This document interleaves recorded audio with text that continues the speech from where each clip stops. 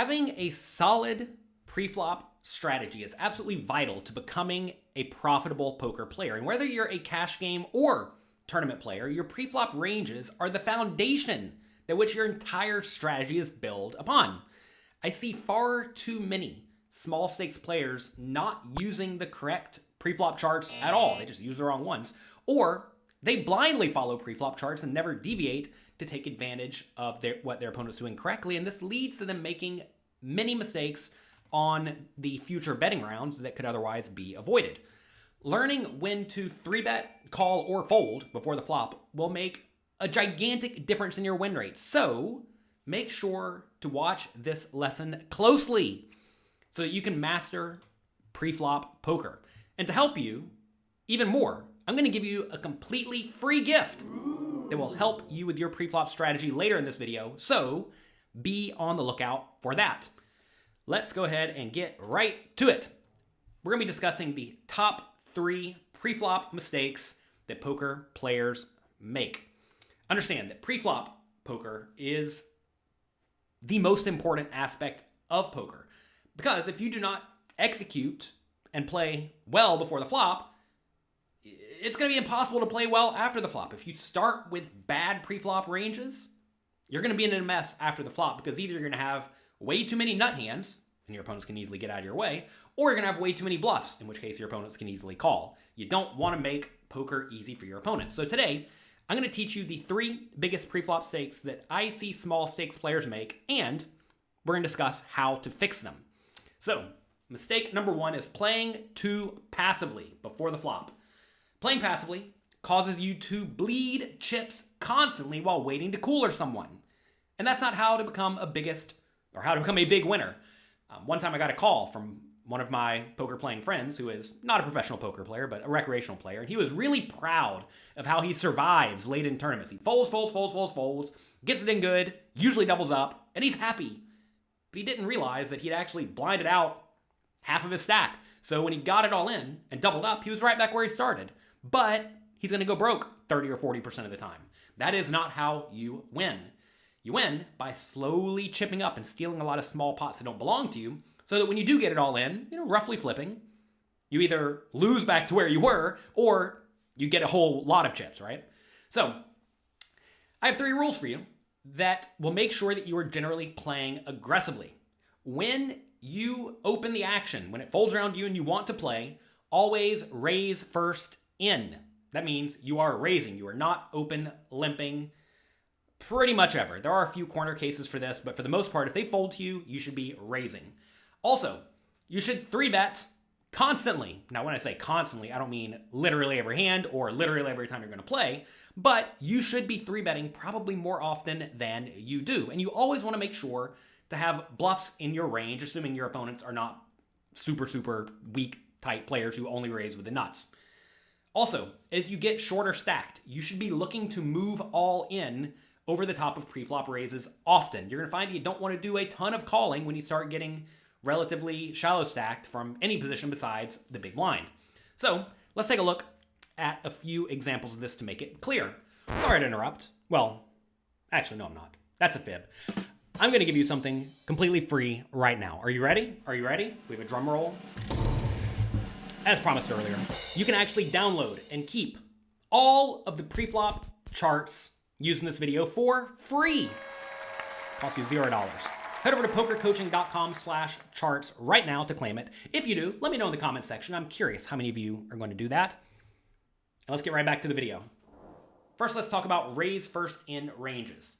When you enter the pot, you usually want to be raising. And this allows you to have pre-flop fold equity, meaning you just win the pot sometimes, and you get to play post-flop as the aggressor, which will often result in you being able to continuation bet the flop, and maybe bluff the turn, and maybe bluff the river, and have a lot of pots pushed your direction. So these 2 charts here presume that everyone folds around to you. So in the low jack seat, which is under the gun if you're playing 6-handed, the hands in red should be raised, and the hands in gray should be folded. Simple as that. You'll see some hands that are, let's call it partially red, partially gray. You can mix it up with those. To be fair, though, I think you can probably just raise with those in general every time as well, because these charts presume your opponents play perfectly, and your opponents are not going to play perfectly. Usually, your opponents are going to be a little bit too weak and a little bit too passive. They're not going to be 3-betting you often enough, which will result in you being able to raise probably a little bit wider than these charts. Not a lot wider, but some of these hands that are on the cusp of playability, like King 5 suited, Queen 8 suited, 8-7, 7-6, 6-5 suited, Queen Jack, Queen 10, Jack 10, pocket 2s. If you told me you wanted to raise those from the low Jack seat, 60 big blinds deep every time, I think it's fine. Something else I want to make really, really clear before we move forward is that you need to make sure you're using the right chart for the right scenario. You're going to find that 40 big blinds deep, you should play a slightly different strategy. 15 big blinds deep, you should play a pretty different strategy. Also, from a different position, you should play a different strategy, right? 60 big blinds deep in the low jack, you're raising these hands, but 60 big blinds deep on the button, you're raising all of these hands. So as you can see, you're raising substantially wider from the button. There's no open limping. You're making a raise in all scenarios in these spots. Also, you want to be 3-betting very, very often. And you're going to find that 3-betting with a balanced strategy, which includes bluffs, allows you to stay unpredictable. And it helps you to get paid off when you actually do have a strong hand. What a lot of people do wrong is that when they do 3-bet, they only have the nuts. And if you only have the nuts, your opponents can just easily fold.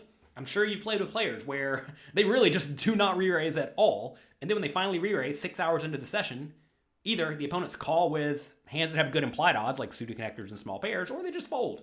It's easy, right?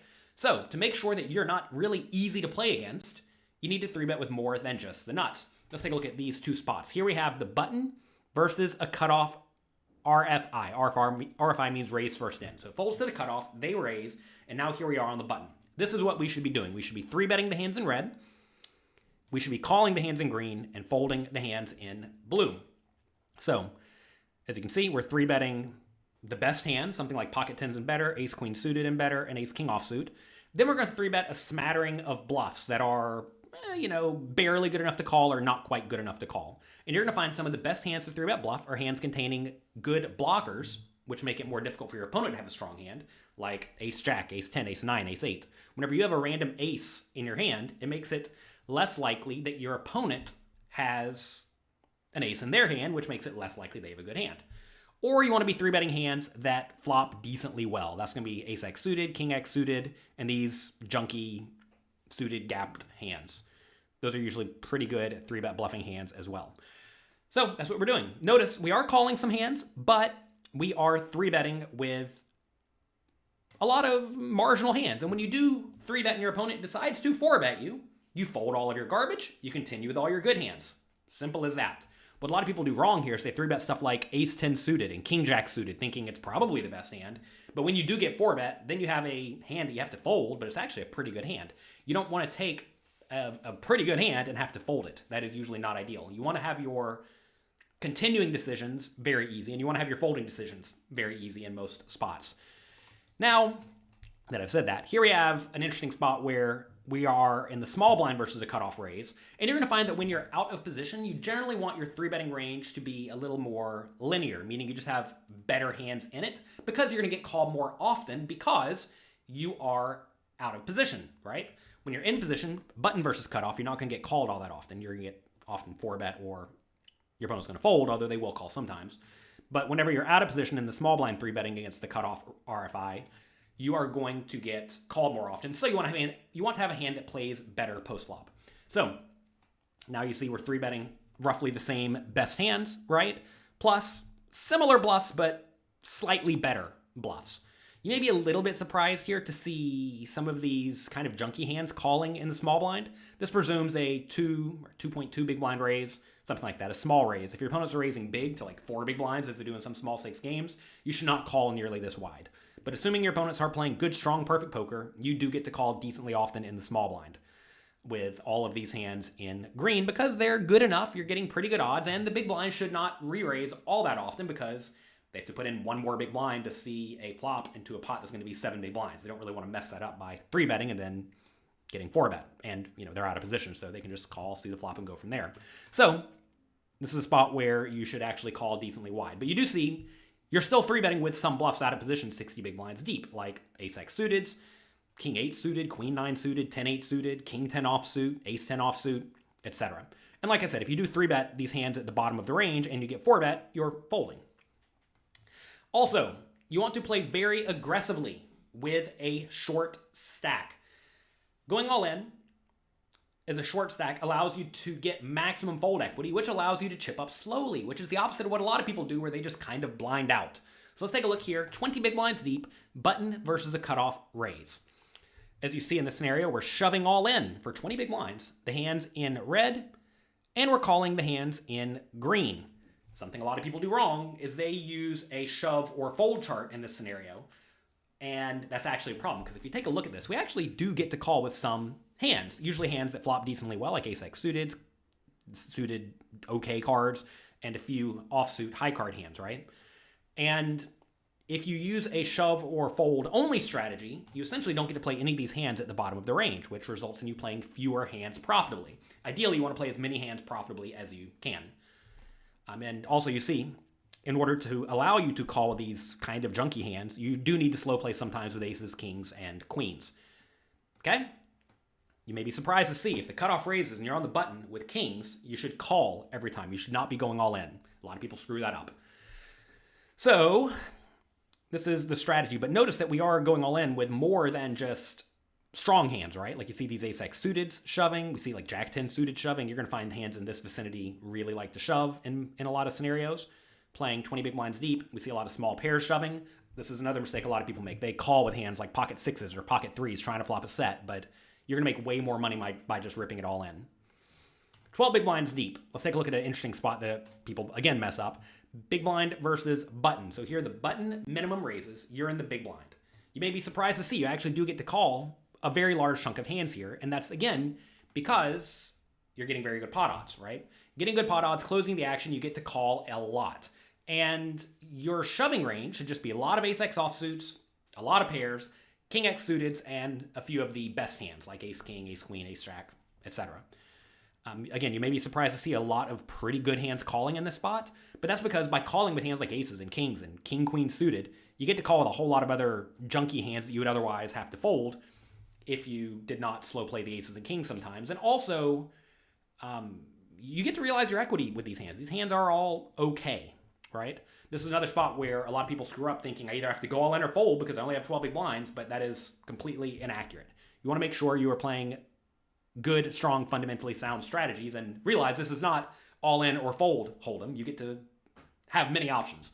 As you take away your options, the value of your strategy overall decreases. So if your only options were all in or fold, you can develop a chart for that, but it's going to be substantially worse than if you have the option to call in there, right? Make sure you use your options. All right, mistake number 2, cash, is that people play cash games and tournaments as if they are the same game. Meaning, a lot of people think, I'm going to go play No Limit Hold'em today, without properly assessing the game, the specific game they're going to play. Tournaments and cash games are different, and they require slightly different strategies. So, what makes you need to use a different strategy? Well, essentially, the games are structured differently. And the primary differences are that in tournaments, there's an ante in play, and in cash games, they take a rake out of each hand. I realize maybe in your tournaments, there is no ante, or maybe in your cash games, they take a time rake, or you pay money to go into a club, and then you don't pay a rake afterwards. But in most cash games worldwide, there's an ante in most games worldwide, there's an ante in a tournament and a rake in cash games. So, if there's an ante in the pot, what happens? Well, the pot is now bigger, right? Which means you're going to be getting better pot odds. As you're getting better pot odds, you get to play more hands profitably. What about if there's a rake taken out of the hand? Well, if there's a rake taken out of each hand, now the pot is smaller. If the pot is smaller, you're getting worse pot odds, which means you have to play fewer hands. And in most casinos, in cash games, if you win the pot before the flop, you do not pay a rake. If you don't pay a rake, or the rake is very minimal if there's no flop, you really don't want to see a flop, right? Which will result in you doing a ton of 3-betting in cash games compared to tournaments. In tournaments, you get to call way more often. In cash games, you should often be 3-betting more often. So let's take a look at a few examples of this. In tournaments, you're going to defend your range much wider than in cash games. Now here we have two charts that are not exactly the same scenario, but somewhat close. Here we have 60 big blinds, button versus a cutoff raise in tournaments, which again presumes no rake out of each pot and an ante in play, meaning a much bigger pot than in a cash game, where we have 100 big blinds deep, big blind versus cutoff raise first in. And let's compare these two strategies. As you can see, in a tournament, you should actually be defending quite wide. This is something a lot of people do not do. They fold out a lot of these junky offsuit hands and a lot of the junky suited hands. And that is a mistake. They also, again, do not 3-bet bluff properly with hands in this vicinity and these hands down here. They just 3-bet very linearly with only the best hands, and again, that makes them really easy to play against. Let's take a look at the cash game chart. This is something else a lot of people do very wrong. You're going to find that in cash games, a lot of players are very loose and very splashy. I don't know why, but a lot of people are. You're going to find that in cash games, if you raise to 5 big blinds, you may get 4 callers, including the big blind who calls with queen 8 offsuit thinking, oh, maybe I'll flop a straight. But that is a disaster. You absolutely cannot play anywhere near that loose if you want to have any chance of being profitable. So you're going to find that in a cash game, if the cutoff raises and everyone folds to you in the big blind, you're supposed to 3-bet with a good, strong, mostly linear range, and then call pretty tightly. You may be surprised to see, like ace-8 offsuit should be folded to a 3 big blind raise. Easy fold to a 3 big blind raise. 9-8 offsuit, 10-9 offsuit, jack-7 suited, 7-4 suited, right? These are hands that a lot of people automatically call every time thinking, well, I'm closing the action, getting good pot odds. But when they take a rake out of the pot, you just can't justify calling. You will not profit in these scenarios. If you're in the small blind, by the way, you should probably be 3-betting even more. Let's take a look at how in tournaments you get to cold call way more in position than in cash games. Cold calling is when someone raises and then you call without having any money invested in the pot. So let's say 60 big blinds deep, cutoff raises, and you're in the, low jack raises under the gun 6-handed, and then you're in the cutoff seat in a tournament. You can see you actually have a decently wide calling range, these hands in green, right? All the hands that flop decently well. But if you compare that to the similar spot, but 100 big blinds deep in a cash game, you do a lot of 3-betting. Your range 3-bets more often. So as you see, hands like king jack suited call every time in a tournament, but 3-bet the majority of the time in a cash game. Same thing like queen jack suited, right? King queen offsuit, etc. You're going to find that in this spot, if you told me you wanted to 3-bet every hand you wanted to play, I wouldn't tell you it's all that bad. But if you were to use that strategy in a tournament, you're just torching your money. So you want to make sure that you are accounting for the structure of the game that you are playing. And this is something a lot of people do not do. So a few rules. In tournaments, you typically want to play a loose, aggressive strategy. From a GTO point of view, due to there being no rake and an ante in play because the pot's bigger. As the pot's bigger, you're getting better odds. If you're getting better odds, you should play more hands, right? And in cash games, you should play a tight, aggressive strategy due to a rake taking money out of the pot and the fact that there is usually no ante. Okay? Mistake number 3 is stacking off too lightly pre-flop when deep stacked. You're going to find that a GTO pre-flop strategy often calls instead of re-raises with non-nut hands like pocket jacks or ace king when facing tight pre-flop ranges. Also, you're going to find that most players in most small stakes games are not bluffing at anywhere near the proper frequencies, meaning they don't have as many bluffs.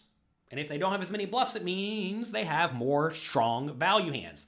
And this allows you to adjust and make big folds to avoid, we'll call them coolers that other people think are unavoidable. Okay? So let's take a look at the GTO charts here. 100 big blinds deep, low jack versus a big blind 3-bet in a cash game. So in this scenario, you raise low jack seat, folds around to the big blind, they 3-bet you. They should be pretty strong in this scenario. So what should you do? Well, you should 4-bet with aces and kings sometimes, and then a smattering of good blocker bluffs, some ace-x suiteds and some king-x suiteds. And that's it. As you see here, though, kings actually does call a lot, queens, jacks, 10s calls a lot. You may be shocked to see 9s, 8s, and 7s and 6s fold some portion of the time, but they do. I would probably not recommend that in most live cash games, but if your opponent is playing perfectly, you actually should. And again, this is because your opponent's range should be very strong and there's a rake in play. And then you just call the best strong suited high cards, right? Plus a few suited connectors. You may be surprised to see queen jack suited folding a lot, but that's because you're going to be dominated a lot by the 3-betting range, whereas something like 6-5 suited is very rarely dominated. You may be surprised to see ace queen offsuit folding. I mean, these are just spots where a lot of people call every time, and if your opponent is playing the GTO strategy, you're going to be torching your money. And again, remember, most people don't actually 3-bet bluff nearly often enough, which means you should maybe even fold a little bit more than this, especially with hands that are very likely to be dominated. Again, notice though, there are some bluffs. You want to make sure you always have some bluffs in your range if your opponents are playing well. Let's take a look now, button versus a small blind 3-betting cash games. In this scenario, you are going to continue wider because you're playing a wider range to begin with, which means they're going to 3-bet with a wider range. Also, GTO strategy from the small blind in a cash game is to 3-bet a lot, perhaps with their entire range, which means they have a range that contains some non-nut hands, right? So in this scenario, we're doing a lot of calling, right? Pretty good amount of calling with hands that flop well. Notice, though, to be fair, complete lack of calling with hands that don't flop especially well, like these ace-x offsuit, king-x offsuit, queen-9, 10-9, etc. But again, very little 4-betting. Only with aces, kings, queens, ace-king, and then a few bluffs. Which, again, surprises people. They think they're supposed to just re-raise and get it in with their pocket 10s or their ace-queen suited. But no. You're supposed to call in the scenario and see the flop. You're going to find that, especially when you're in position, facing an out-of-position 3-bet, you do a whole lot of calling. And the nice thing about calling with a hand like 10s or ace-queen is that you avoid the coolers to some extent when you do run into aces, kings, queens, and ace-king, and you strengthen your calling range a bit, because ace-queen suited is like a good hand, right? You want to see the flop with it. And that allows you to call a little bit wider with hands that's junky as, 5-3 suited, because you are going to have strong hands on various boards. But again, a lot of people just re-raise and get it in every time with hands like 10s, thinking, oh, well, 10s is pretty good. What can you do? But if your opponent is playing a good, strong, fundamentally sound strategy, you do not want to do that, because when you do get it in, you're going to be in bad shape. And exploitatively, if your opponent is re-raising with fewer bluffs than normal, then you're really going to be in bad shape. Let's take a look at a hand from a $1,000 tournament that one of my students played the other day. They raised it up to $2,500 at $500 $1,000, playing 100 big blinds deep early in the tournament. Low jack, 3 bets to $9,000. Right off the bat, we are going to call this 3-bet. We are not 4-betting. A lot of people get it in their minds. All right, pocket jacks, here we go. We're all in. But no. If you 4-bet here and your opponent shoves, or even if they call, you're going to be in pretty bad shape, unless they're insane. Now, if your opponent is insane and they're 3-betting a ton, I guess you could justify 4-betting and getting in if you know they're going to play really, really wide and really, really splashy, but most people are not going to do that. Okay, gets around to the big blind, and they make it $22,000. This is now a very trivially easy fold. Take your cards and deposit them in the muck. Queens would be a tougher spot. I'm not going to say this is definitively a fold with queens, but you got to realize you opened early position. Another early-ish position player 3-bet you, and now the big blind, who has no reason to put any money in the spot, decides to put 22% of their chips in the middle. They probably have literally aces, kings, queens, and ace-king. So you may say, if I have queens, I'm flipping against ace-king. That's not so bad. And there's some dead money in the pot because the low jack's going to fold a lot. The problem, though, is that while that all may be true, the low jack is going to show up with a strong hand a lot of the time. And when they do get it all in, your queens are going to be in terrible shape. So queens are definitely borderline. Jacks, though, are an easy fold. Ace-king offsuit, I think it's also a reasonable hand to fold at this point. I don't like folding ace-king often at all because it blocks your opponent from having aces and kings. But when this kind of insane action takes place, you can start to remove hands like jacks and 10s and ace-queen from this player's range. Unless they're, again, loose, splashy, and battly. Which means this player's going to have aces and kings and queens a lot, right? So it's probably okay to sidestep the spot with ace-king as well. Ace-king suited, I'm probably going to be all in. So I'm really just getting it in very, very strong here. Aces, kings, and ace-king suited. I know that sounds nitty, but early in a tournament, unless your opponents are insane, I think this is a fine spot to sidestep it and get out of the way. They do end up getting it all in. Aces, ace-king suited. Not shocking at all, right? So realize that whenever you're facing ranges that should be strong, and your opponents are kind of incentivized to not be out of line, they're just going to have strong ranges. And if they have strong ranges, hands like ace, queen, and pocket jacks are nowhere near the nuts. So make sure you're avoiding these spots that some players think are unlucky coolers. So again, let's recap. The top 3 pre-flop mistakes that people make are playing too passively before the flop. They don't raise enough, they do not re-raise enough, etc. They treat cash games and tournaments as if they are the same game, which they are not. And they stack off too lightly with deep stacks. If you stop making these very common pre-flop errors, you're going to start seeing a massive change in your win rate. So, let me know. Do you have any of these problems? And if so, what are you going to do to fix them? Write it in the comment section below. I always want to do everything I can to help all of you improve your poker skills. So, make sure you strive to put these things into action to change your game. That's going to be it for today. If you enjoyed this video, do me a quick favor. Click the like and subscribe buttons down there below. Also, there's a notification bell. If you enjoy the videos here on this channel, click that notification bell and you'll be notified whenever we have a new video coming out. If you want even more, I have a training site. I don't know if you know.